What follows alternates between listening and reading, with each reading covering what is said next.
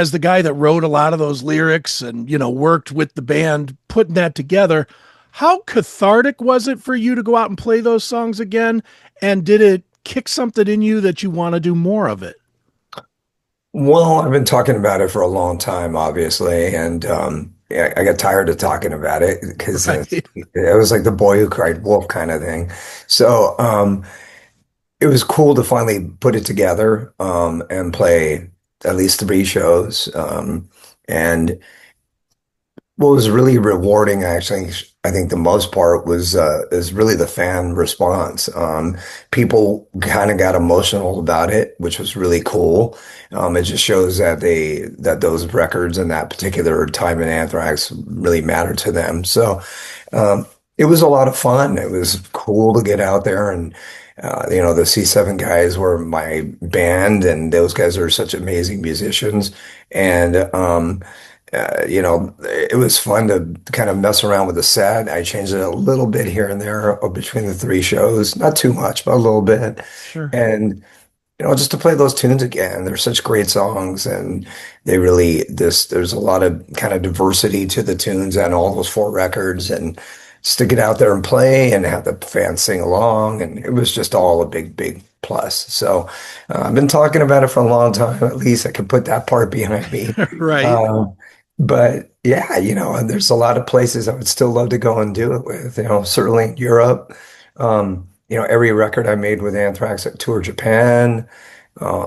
South America is always such an amazing fan base for all of metal and music. So that would be great to go down there and play some shows. So we'll see. It's got Mm, to kind of work in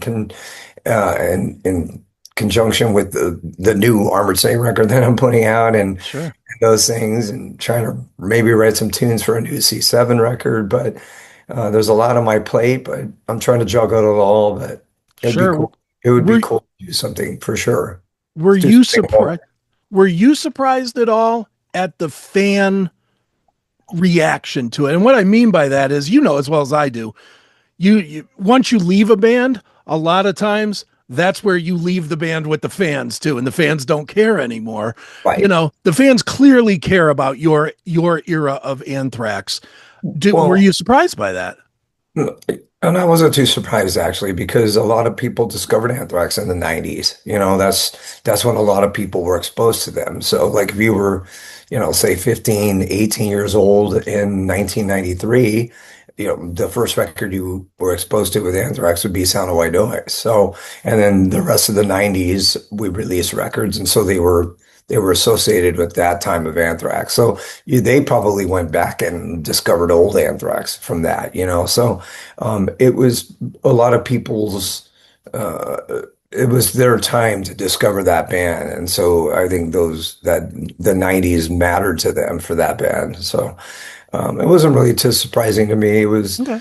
It was, it was all just a real good, heartwarming kind of thing to go out and play and get the response from the people. And like I said, have them be stoked about the material and being involved in requesting songs. And all Sure. of that was just a big, big, fun scenario.